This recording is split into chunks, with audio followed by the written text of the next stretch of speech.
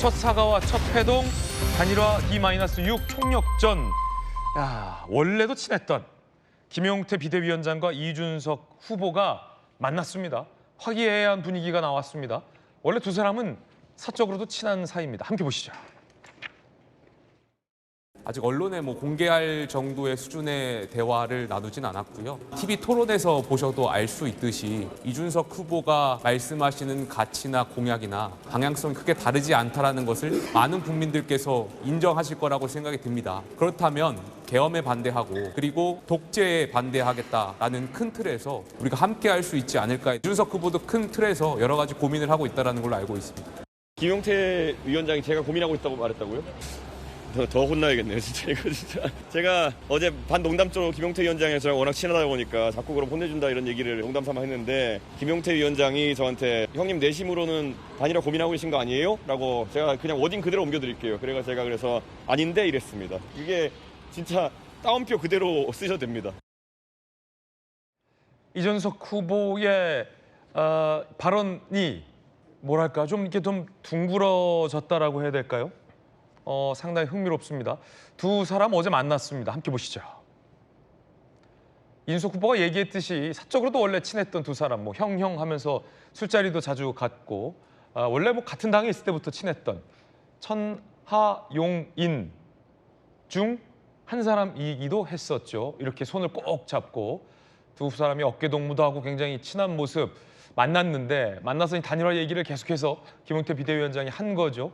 이준석 후보도 강하게 거절하지만 않았다라는 게 주변 인들의 전언입니다. 옆에서 나경원 전 대표가 또 같이 셀카를 찍고 있는 모습을 보이기도 했습니다. 손잡고 있는 모습 보니까 김용태 비대위원장이 더 간절하게 이준석 후보의 훨씬 더 간절한 쪽은 김용태 비대위원장인 것 같습니다.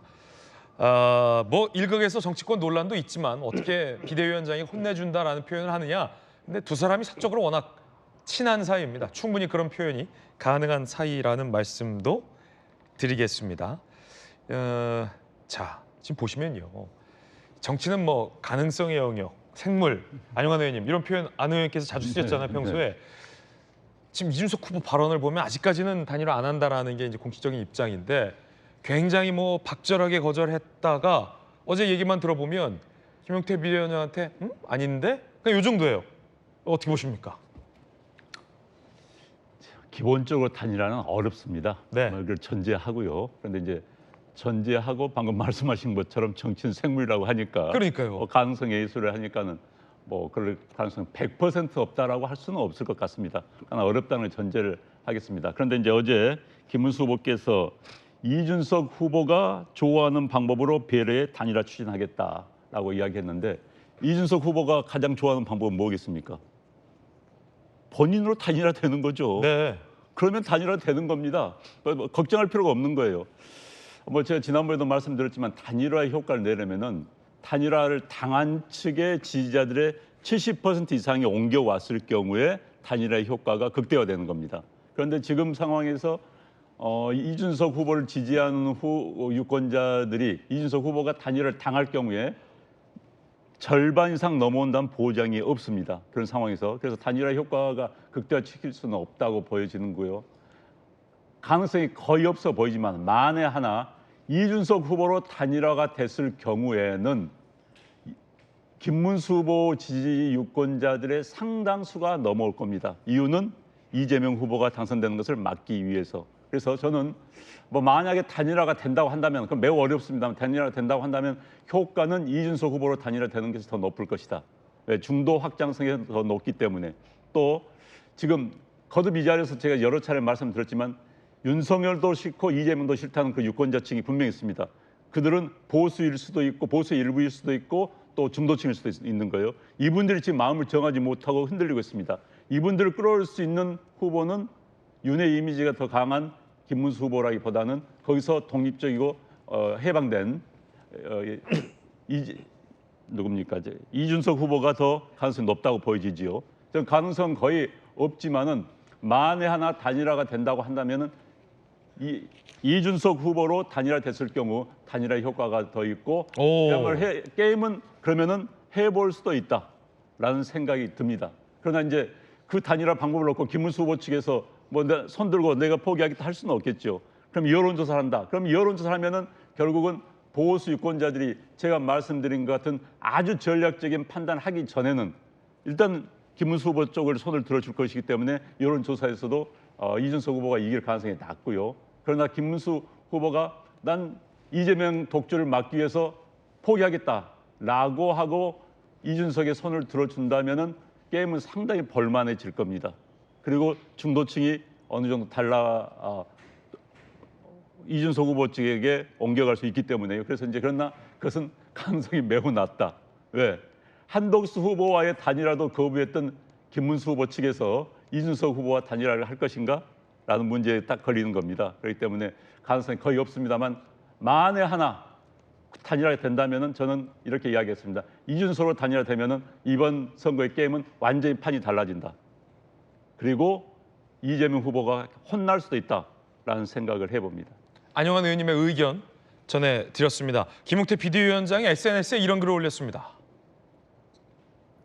결국 힘을 합쳐야 한다. 보수 본가가 고쳤을 수 없는 집이라면 더 좋은 집을 새로 짓겠다. 밖에 나가서 고생한다는 말 공감이다. 대선 승리의 길 여는 안내자가 되어달라라고 구애를 했습니다.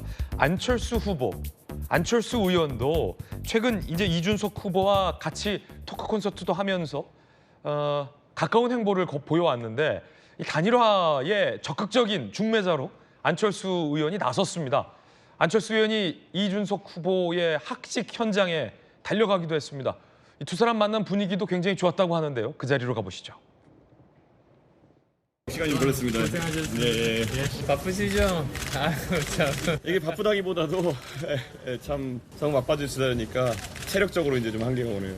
제가 단일화를 해야 된다고 직접적으로 말하지는 않았습니다. 여러 가지 가능성들에 대해서 어떻게 하면 좋겠다 이런 일종의 조언 겸 부탁의 이야기를 했습니다. 저는 모든 최종 결정은 이준석 후보에게 다 맡겼습니다. 추후에도 만남의 가능성은 열어놓자고 서로 합의가 됐습니다. 그래서 아마도 남은 기간 동안에 다시 또 만날 기회가 있지 않을까 생각을 하고 있고, 안철수 의원께서 언제든지 또 이런 거에 대해서 상의할 수 있으면 좋겠다는 취지로 말씀하셨는데 지금 당장 제가 뭐 상의 드릴 만한 내용은 없을 것 같습니다. 내부에서도 그렇고 단일화에 대해서 고민하거나 아니면은 거기에 대해서 검토하거나 하지 않고 있습니다. 정치공학적으로 이렇게 단일화니 이런 거에는 저희는 전혀 시간을 쓰지 않고 있습니다. 분위기는 좋았어요. 자, 김광삼 변호사님. 자, 이게 이제 이준석 후보가 절대 안 한다. 저 단일화 무쇠다. 뭐 병이다. 뭐 이렇게 초반에 뭐랄까 어쩌면 어떤 알러지 반응을 보였던 것과 많은 정치권 관계자들이 지금 보면 안철수 후보, 뭐 김용태 비대위원장과의 만남에서 이준석 후보가 보였던 것은 뭐 아닌데 뭐 지금 당장은 뭐 없다. 조건들이 붙어요. 지금 당장은 없다. 김광삼 변호사님, 막판 단일화 가능성 어떻게 보십니까? 이제 바로 단일하기는 어려운 상황이죠. 이제 그런데 특히 이제 이준석 후보가 완전히 손살을 치고 있는데 그 손사래가 전에는 막 이렇게 했다고 한다면 그렇지. 지금 뭐 한 이 정도. 안녕. 그 정도. 완전 전에는 어떻게 했다고요? 뭐 절대 안 된다. 지금은 이렇게 어떻다고요? 했다가. 안녕. 아, 그렇군요. 차이가 있군요. 그래서 그냥 언뜻 보면 가능성이 없다고 이렇게 볼 수도 있는 여지는 있지만 네네. 제가 볼 때 이제 가능성은 점점 높아지고 있다. 오. 그건 이제 두 가지를 말씀을 드리려고 하는데, 일단 첫 번째는 제가 이제 여러 번 방송에서 얘기했지만 이재명 후보의 그 최고의 어떤 지지도는 50%거든요. 그런데 이제까지 이제 보수가 전적으로 뭉치지 않았어요. 네네. 그러니까 이 50%에서 더 갈 일은 없을 것이다. 그러면 뭐 당선 여부를 떠나서 적어도 몇 프로는 빠질 가능성이 있는 거고. 근데 이제 김문수 후보와 관련해서는 보수가 그래도 이제 조금씩 뭉치고 있는 거잖아요. 네네. 그러니까 지지도가 지금 올라오고 있는 거고.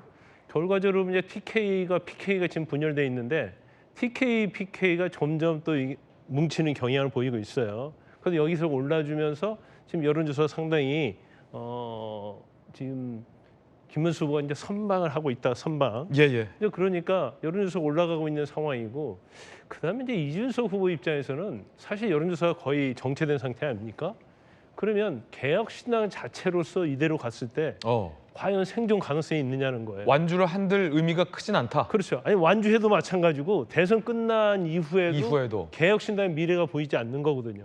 어떻게 보면 이런 상황에서 단일화라는 고리를 통해서 국민의힘과 같이 대선을 치를 수 있는 절호의 기회가 온 거고, 또 대선을 통해서 대선에서 국민의힘 후보인 김문수 후보가 성공을 하든 안 하든 어쨌든 간에 이 대선에 있어서는 이준석 후보가 역할을 한 거고, 그러면 결과적으로 보수층에서 이준석 후보에 대해서 굉장히 비호감이 많잖아요. 이 비호감을 누그러뜨릴 수 있는 그런 뭐 이준석 후보에는 굉장히 좋은 기회다, 저는 그렇게 봐요. 네. 그런데 문제는 뭐냐면 딜을 하려고 하면 이거 일종의 딜이죠. 네. 뭐 비판하는 사람들 입장에서는 정치공학적 어찌고 이런 얘기하는데 정치는 원래 공학적이에요. 정치는 원래 공학적이다. 그렇죠. 그냥 비판하기 위한 비판할 때 뭐 정치공학적 단일화는 없다 이런 얘기를 하는데 정치는 다 정치공학적으로 이루어지는 거 아닙니까? 그러면 이준석 후보 입장에서는 제가 볼 때는 굉장히 고민을 많이 하고 있다, 저는 그렇게 봐요. 네네. 그러니까 겉으로는 배제를 하고 있다고 막 명시적으로 얘기하지만 여기에서 만약에 단일화를 하고 싶은 마음이 있는데 그 딜의 조건이 어떻게 될 것인가. 우리 안영환 전 의원께서는 단일화하면 뭐 이준석 단일화 이런 얘기를 하는데 저는 그 가능성이 없다고 봐요. 단일화하면 결국 국민 경선이랄지 이런 걸로 해야 할 거 아닙니까? 그럼 보수층에서 김문수 후보를 사실은 단일화 후보를 밀을 수밖에 없어요. 그러면 단일화에서는 김문수 후보가 될 가능성이 엄청 커진다는 거죠. 국민 경선을 한다 하더라도.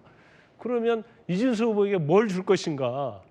그러면 우리가 지금 뭐 이게 뭐 당권을 준다랄지 이런 얘기들 많이 나오고 있잖아요. 아마 당권 준다면 하고 싶을 거예요. 근데 이 당권이 보장이 안 되는 거죠.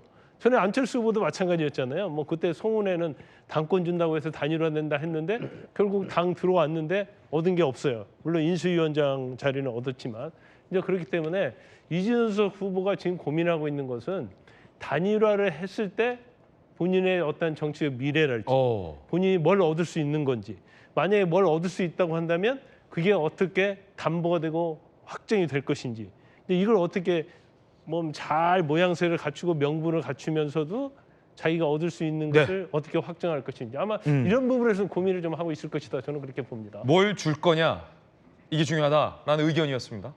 그 가운데 이준석 후보가 단일화에 대해서는 손사래를 치고 있는데 아주 흥미로운 얘기를 했습니다. 얼마 전에 단일화의 어떤 조건과 관련된 이야기를 이준석 후보가 스스로 꺼낸 겁니다. 들어보시죠.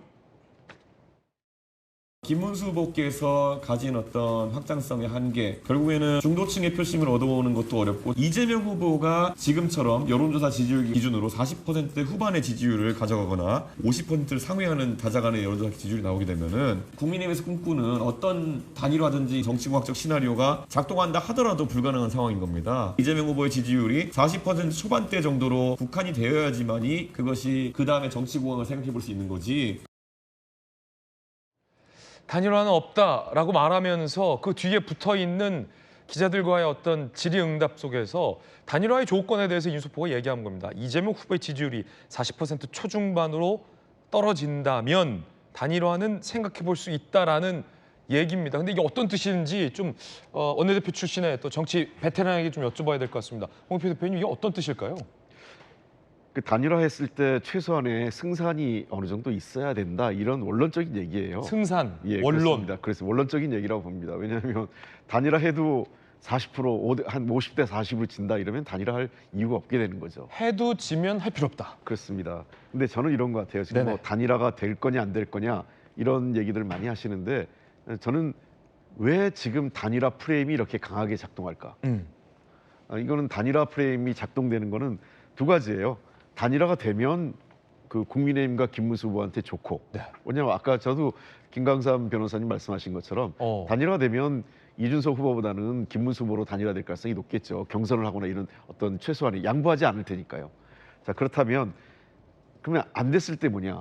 단일화 프레임에 갇혀 있는 거예요, 이준석 후보가. 이준석 후보를 단일화 프레임에 갇혀 놓으면 기본적으로 김문수, 이재명 양자 대결 안에 플러스 알파가 되는 거죠. 삼자 대결이 아니라.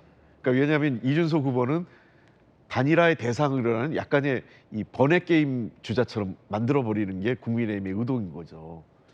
그런 식으로 구도를 끌고 가면 제가 보기에는 이준석 후보 지지율이 오르는 효과를 제어할 수 있을 거예요. 그리고 특히 보수 지지층에서 이준석 후보에게 가려고 했던 분들이 사표 심리 방지, 그러니까 내가 이준석 후보를 찍으면 사표가 될 것 같으니까 김문수 후보를 찍어야겠구나. 이런 생각을 보수 지지층이 갖게 만들기 위해서 사표 방지라든지 또는 프레임 속에 가둬두기 위해서 계속적으로 단일화 문제를 아마 선거 끝날 때까지 얘기할 거예요.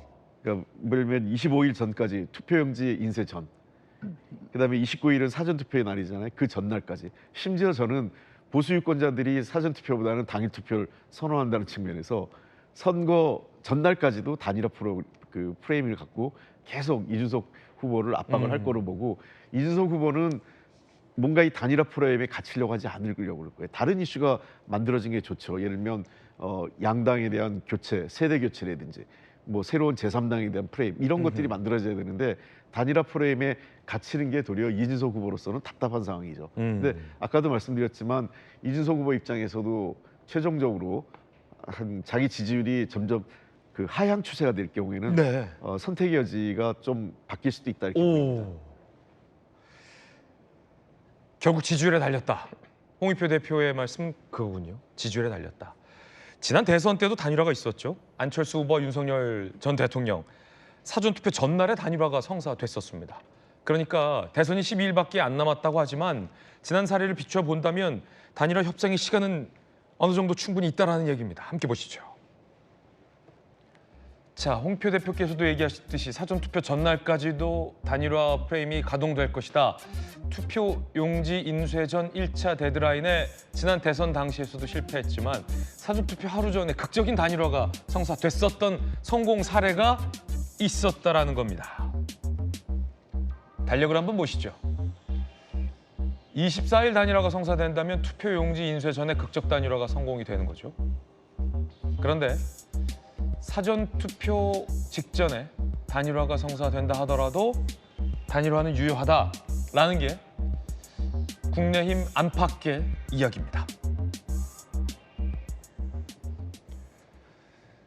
김용태 비대위원장이 밝혔던 이 새집론, 이게 이준석 후보의 마음을 좀 끌 수 있을까? 이것도 좀 궁금한데 우리 성추현 부대변인, 이번에 부대변인 직함을 맡으셨군요? 네, 그렇게 됐습니다. 네, 이건 선거 때까지만입니까? 아니면 전 선대위 부대변인입니다. 아, 그럼 선거 끝나면 다시 정치기 부의장으로? 네. 그렇군요. 알바군요, 일종의. 임시직입니다. 임시직이군요. 어쨌든 뭐 유능하시니까. 이거 새집론, 아예 부수고 새집 짓겠다. 이거는 어떻게 보세요? 그러니까 새집론 뭐 듣기에 좋은 얘기인데, 그러니까 일단 부숴야 되잖아요. 그럼 이번 대선 때 부숴야 되는 거 아닙니까? 그러니까 그럼 부숴야 그 밑바닥부터 다시 지을 수 있는 거기 때문에. 이미 뭐 많이 부서져 있는 건 아닙니까? 지금 뭐 많이 허물어져 있는데, 근데 지금 거기에 뭔가 덧대서 하면은 그건 리모델링이고, 그러니까 새 집이라고 하려고 하면은 완벽하게 보수의 재건을 꿈꾸기 위해서는 보수 세력에서 알고 있을 겁니다. 지금 사실 이준석 후보도 계속해서 국민의힘을 고쳐쓰기 위해서는 어떤 세력들이 물러나야 되는지를 알고 있어요. 근데 그 세력들이 지금 떵떵거리면서 아직 그 국민의힘을 장악하고 있단 말이에요. 이 얘기는 사실 국민의힘 당 내부에서도 뭐 한동훈 전 대표나 이런 세력들이 계속 주장하고 있는 겁니다.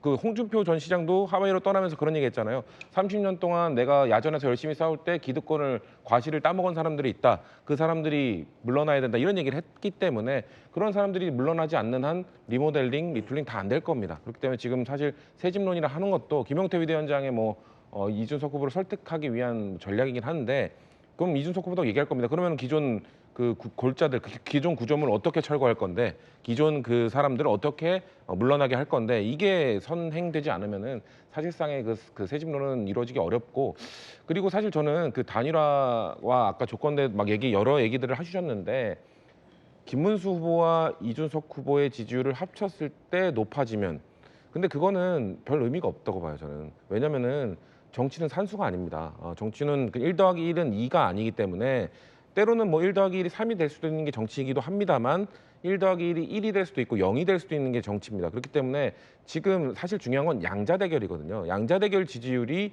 둘 다 잘 나와야, 그래야 사실 단일화의 목소리가 나올 수 있는 거거든요. 저는 2012년 사례를 떠올려 보면 그 당시 박근혜 후보와 문재인 후보, 안철수 후보. 근데 문재인 후보와 안철수 후보가 다자 대결할 때는 절대 못 이겼어요. 근데 합치면 이기는데 양자 대결할 때도 합을만 했고, 심지어 안철수 후보는 양자 대결할 때 더 잘 나왔기 때문에 양자 대결하면 박근혜 후보를 이기는 조사들도 있었기 때문에 단일화를 어떻게 할까 끝까지 고민을 하다가 결국 안철수 후보가 그냥 사퇴함으로써 뭔가 단일화 경선을 거치지 않음으로써 뭔가 단일화의 효과가 제대로 나타나지 않았었거든요. 그런 과거의 사례들로 봤을 때도 지금 이준석 후보가 이야기하는 거는 단순히 우리가 뭐 김문수 플러스 이준석이 이재명을 이긴다 이거 얘기하는 게 아니라 40% 초반까지 떨어져야 양자 대결을 겨우겨우 이겨볼 만할 거다라는 그 얘기를 하고 있는 건데 지금 각종 지표에서 양자 대결에서 안 나와요. 아까 이준석 후보 입에서 김문수 후보가 갖고 있는 중도 확장성의 한계를 얘기했는데 사실 본인도 한계가 있거든요. 이준석 후보는 세대 확장성의 한계가 있습니다. 젠더 확장성의 한계도 있고요.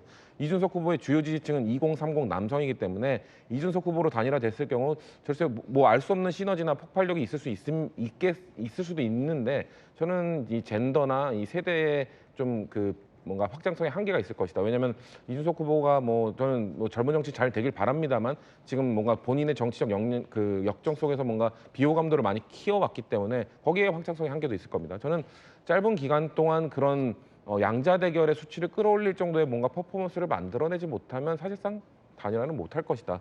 그리고 지금 김문수 후보의 지지율이 올라가고 있다. 이제 보수층에서 좀 고무되어 있는데 이준석 후보의 지지율도 조금씩 올라가고 있거든요.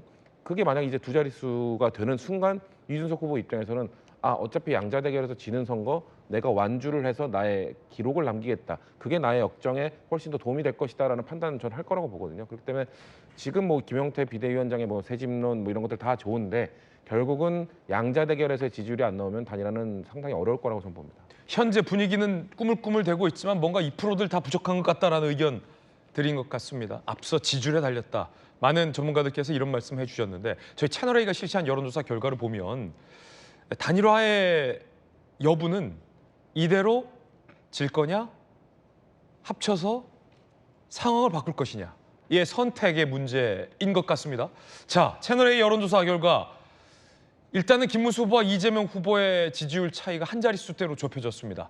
그리고 김문수 후보와 이준석 후보의 지지율을 합치면 이재명 후보와의 지지율이 비슷한 걸로 조사됐습니다. 지지율 양상의 변화인데요. 공개하겠습니다. 저희 채널A가 실시한 여론조사 결과 함께 보시죠. 대선 가상 3자 대결입니다. 이재명 후보가 46.1%, 김문수 후보가 35.4%, 이준석 후보가 9.9%의 지지율이 나왔습니다. 이재명 후보와 김문수 후보의 지지율은 한 자릿수대로 좁혀졌고요. 김문수 후보와 이준석 후보의 지지율을 합치면요. 이재명 후보와 지지율과 상당히 비슷합니다. 자, 그렇다면 앞서 이준석 후보가 밝혔던 단일화의 어떤 정치 공학적인 조건이 갖춰진 셈입니다. 46.1%, 김문수 후보는 35.4%, 이준석 후보와 김문수 후보의 지지율을 합쳐보면 45.3%가 돼서 이재명 후보와의 오차 범위 내의 접전으로 들어가게 됩니다. 자, 그러니까 김광삼 변호사님, 앞서 김 변호사님이 말했던 단일화의 시너지가 이 정도 여론조사 결과라면 단일화의 가능성은 충분히 있다 이렇게 보시는 거군요. 근데 조금 더 올라야 할 것 같아요. 좀 더 오르겠죠. 예. 추세라는 게 있으니까. 그런데 지금 이제 추세 자체는요. 김문수 후보가 좀 상승하는 추세인 건 맞는 것 같아요. 네네. 김문수 후보가 사실은 이제 한동훈 후보가 몇 가지 해결할 열쇠를 한 3개 정도 줬지 않습니까? 이재명 후보를 이겨할. 근데 이제 많은 사람들이 그런 얘기 많이 하죠. 왜 윤 전 대통령 절연하지 않느냐랄지 여러 가지 극우 세력과 절연 얘기를 하는데 이 김문수 후보 입장에서는 사실은 이제 경선 후보가 되고 자신이 지금의 위치에 있는 것은 그 사람들의 힘을 좀 받은 거거든요. 그러니까 그 사람들을 갑자기 내칠 수는 없는 거예요. 그 세력들을. 그러면 지지도에 있어서 어떻게 보면 투트랙으로 가고 있다 저는 그렇게 보이는데 본인 자체는 어떻게 보면 약간 강성 지지층. 그 김용태랄지 이제 한동훈 전 대표 같은 경우에는 이제 중도층 또 보수에서 떨어져 나갔던 그러한 세력들을 지금 어떻게 보면 끌어모으는 과정이라고 봐요. 그래서 지금 그 과정 자체가 중반이랄지 후반이 아니고 이제 초기 단계에 불과하거든요. 근데 한동훈 전 대표 같은 경우는 부산 갔다가 이제 어제 대구로 갔단 말이에요. 이제 이틀 선거운동을 한 겁니다. 2번. 그래서 점차 TK와 PK에서 좀 김문수 후보의 마음을 좀씩 돌리고 있다 저는 그렇게 봐요. 그래서 지금 자체만 가지고는 한동훈 효과가 일단 있다. 네, 지금 자체의 어떤 여론조사만 가지고는 단일화할 충분히 가능성이 있다 보기보다는 좀 더 적어도 하루 이틀 2, 3일 정도 기다려서 네네. 일단 굉장히 김문수 후보가 적어도 40% 가까이 가야 하는 거고 저 단계에서 이재명 후보가 한 1%, 2% 떨어져 주면 이것은 상당히 이제 상승 추세선에 올라탈 것이고 그러면 이준석 후보도 고민을 많이 할 거예요. 더군다나 이제 시간이 가면 갈수록 어떤 뭐 이재명 후보와 김문수 후보와 어떤 간격이 아주 좁아진다고 한다면 뭐 그 자체로만 해도 단일화의 어떤 명분이랄지 단일화의 가능성이 이제 좀 더 많이 높아질 것이다 이렇게 봅니다. 예. 채널의 여론조사 결과 분석해 드리는 와중에 조금 전 리얼미터가 새로운 여론조사 결과를 발표했는데요. 그 결과도 그 직전 리얼미터 결과와는 사뭇 다른 결과가 나왔고요. 조금 전 봤던 저희 채널의 결과와 상당히 비슷한 결과가 나왔는데 리얼미터 결과, 조금 전에 발표된 최신 리얼미터 결과 함께 보시죠. 자, 오늘 발표된 리얼미터 결과를 보면요. 이재명 후보가 48.1, 김문수 후보가 38.6%, 이준석 후보 9.4%입니다. 그런데 김문수 후보와 이준석 후보를 합치면요.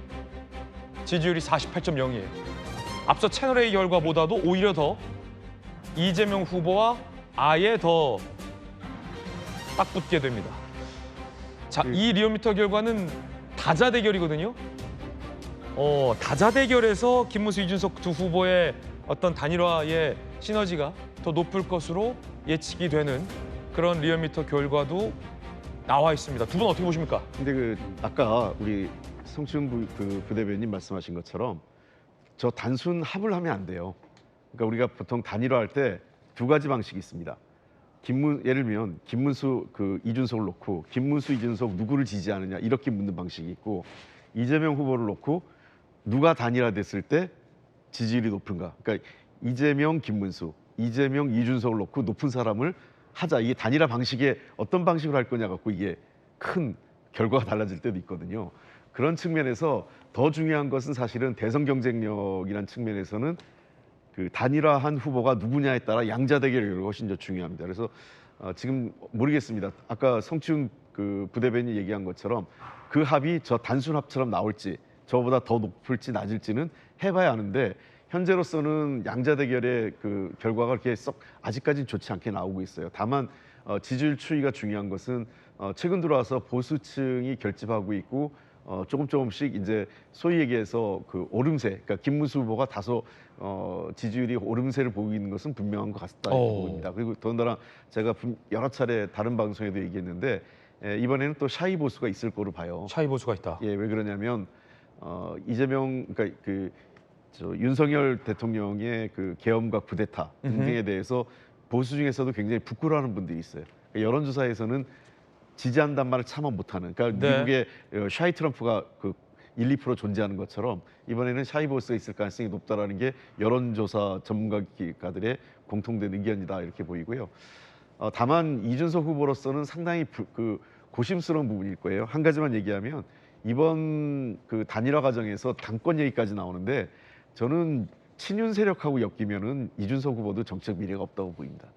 그러니까 결국은 친윤 세력은 대선 이후에 특히 대선 결과가 국민의 입장에서 나쁜 결과가 나왔을 때에는 대대적인 인적 청산과 보수 세력 재편이 이루어질 거예요. 그러니까 친윤 세력과 당권을 거래하거나 뭐를 했다는 것 자체는 도리어 이준석 후보에게는 굉장히 나쁜 이미지 그리고 자기에게 족쇄가 될 가능성이 높다고 생각합니다. 예. 자, 지금 여론조사 결과를 보면 홍익표 대표의 분석은 김문수 후보의 지지율이 상승세를 탄 것은 분명하다. 그 말인즉슨 이제 이재명 후보의 지지율도 약간의 어떤 미세 조정이 있는 것처럼 보이기 때문에 캐파가 이제 이동을 하는 걸 텐데 지금 이 채널의 여론조사, 리얼미터 여론조사 두 여론조사의 결과치를 놓고 보면 단일화라는 게 원래 뭐 1 더하기는 2가 아니기 때문에 그런데 또 정반대로 단일화 시너지라는 것도 있기 때문에 1 더하기 1이 아까 성춘 부장이 말했던 것처럼 3이 될지 아니면 0.5가 될지는 모르는 그런 상황인데 단일화의 분위기가 여론조사상에서 형성되고 있다 이렇게 봐도 되는 겁니까? 일단은 단일화가 되면 이제 1+1은 2가 될 수도 있고 1.5가 될 수도 있고 3이 될 수도 있는데 지금 이제 이준석 후보의 지지자들이 100% 이제 김문수 후보로 단일화될 경우에 온다는 보장은 없습니다. 아마 나눠 갈 겁니다.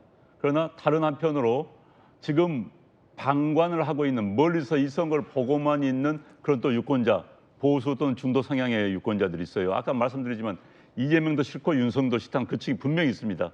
저는 뭐 이제 보수 쪽 인사들 많이 만나는데 그런 분들 많이 봐요. 그리고 또 이번 선거에서 찍을 사람이 없다, 투표장에 안 나가겠다 이런 분도 제가 많이 봅니다.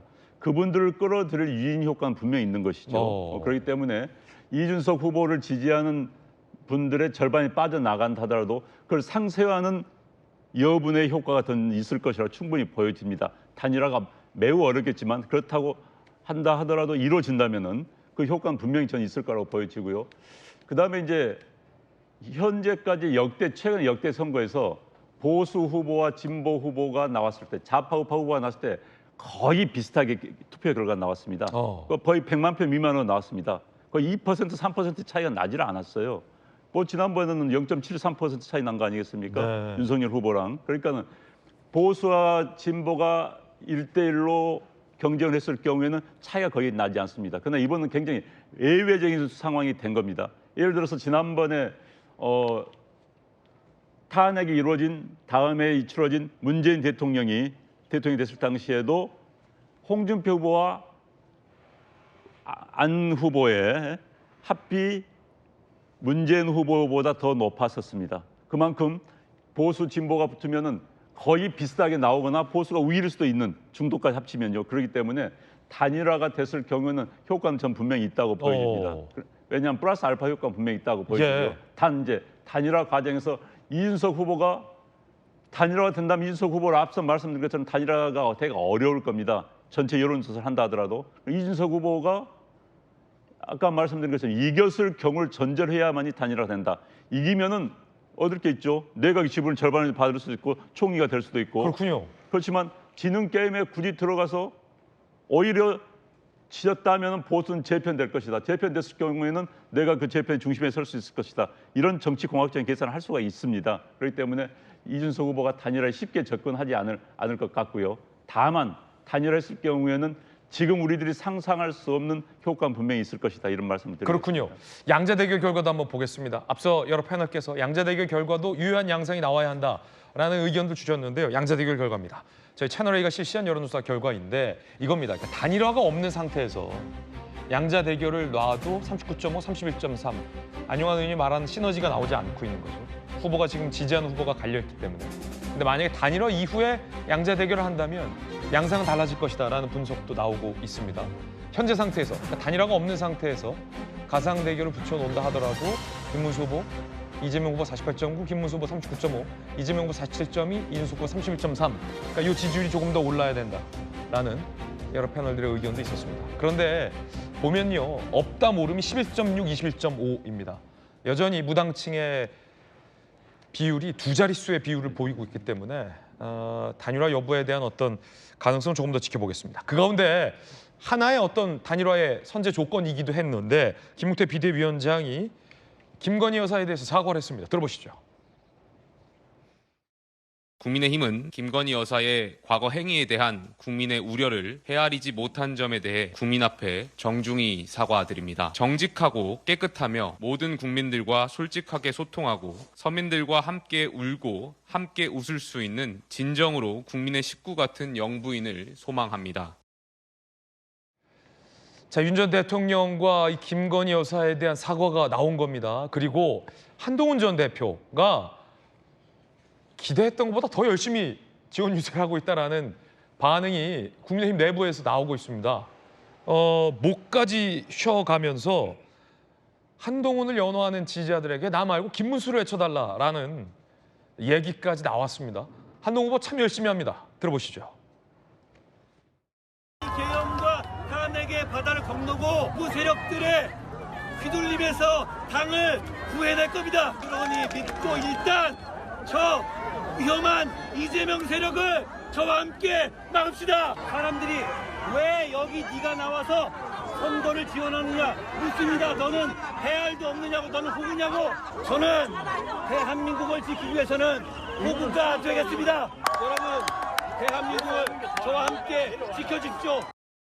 여러분, 오늘은 제가 아니라 오늘은 김문수입니다.